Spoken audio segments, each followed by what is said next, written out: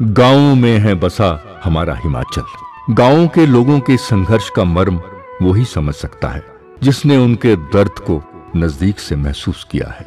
मुख्यमंत्री ठाकुर सुखविंदर सिंह सुक्खू ने लोगों के साथ रहकर उनकी तकलीफों को जाना है। ठाकुर सुखविंदर सिंह सुक्खू यूं ही मुख्यमंत्री नहीं बन गए।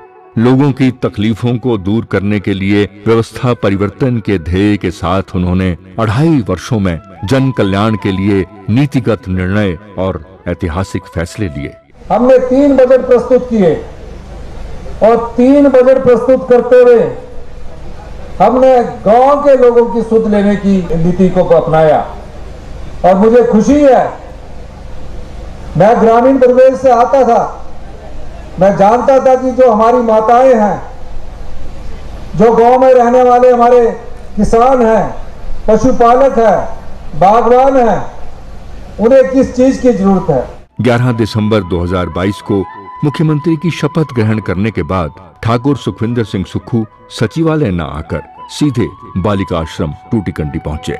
बच्चों से बातचीत की और उनके अनुभवों को जानने का प्रयास किया। मुख्यमंत्री ने उनकी जीवन शैली को सरल और सुखमयी बनाने के लिए मुख्यमंत्री सुख आश्रय योजना की शुरुआत की। अनाथ बच्चों की मदद के लिए कानून के तहत योजना बनाने वाला हिमाचल देश का पहला राज्य है। माता पिता के स्नेह से महरूम, भविष्य की चिंताओं से अनजान, मासूमियत से भरे 6000 अनाथ बच्चों को चिल्ड्रन ऑफ द स्टेट के रूप में अपनाकर प्रदेश सरकार उनका ख्याल रख रही है। योजना के तहत बच्चों को 27 वर्ष की आयु तक पढ़ाई के खर्च के साथ साथ प्रदेश सरकार जेब खर्च के लिए हर महीने 4000 रुपए की धनराशि दे रही है। युवा निराश्रितों को स्टार्टअप शुरू करने के लिए 2 लाख रुपए मिल रहे हैं। घर बनाने के लिए 3 लाख रुपए और विवाह के लिए 2 लाख रुपए की वित्तीय सहायता दी जा रही है।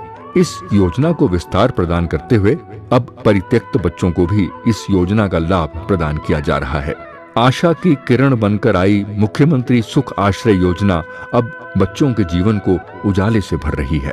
मुख्यमंत्री ठाकुर सुखविंदर सिंह सुक्खू ने बच्चों को दिल्ली, चंडीगढ़, गोवा और अटारी वाघा बॉर्डर का भ्रमण करवाकर इनके सपनों को इंद्रधनुषी रंगों से सजा दिया। योजना के तहत अब तक बच्चों को लगभग 40 करोड़ रुपए के लाभ प्रदान किए गए हैं। एक अन्य ऐतिहासिक पहल के तहत दूध पर न्यूनतम समर्थन मूल्य देने वाला हिमाचल देश का पहला राज्य बना है। पशुपालकों की आर्थिकी को सुदृढ़ करने के लिए गाय के दूध पर समर्थन मूल्य 32 रुपए से बढ़ाकर 51 रुपए और भैंस के दूध पर 47 रुपए से बढ़ाकर 61 रुपए प्रति किलो किया गया है। ग्रामीण अर्थव्यवस्था के सुदृढ़ीकरण में एक और ऐतिहासिक पहल करते हुए प्राकृतिक खेती से उगाई मक्की, गेहूं और हल्दी पर न्यूनतम समर्थन मूल्य प्रदान करने वाला भी हिमाचल देश का पहला राज्य बना है। प्राकृतिक पद्धति से उगाई मक्की पर पहले 30 रुपए प्रति किलो का समर्थन मूल्य निर्धारित किया था, जिसे इस वित्तीय वर्ष में बढ़ाकर 40 रुपए किया गया। इसी प्रकार गेहूं पर पहले 40 रुपए प्रति किलो समर्थन मूल्य दिया,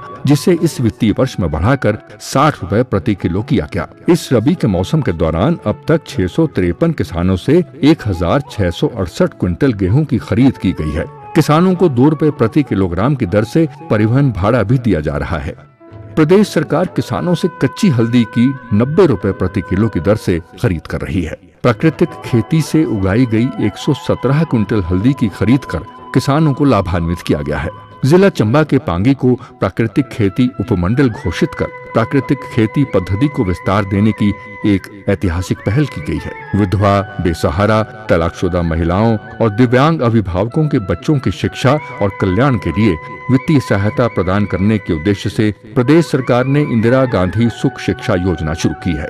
ये योजना लागू करने वाला हिमाचल प्रदेश देश का पहला राज्य बना है। गुणवत्तापूर्ण शिक्षा के क्षेत्र में हिमाचल प्रदेश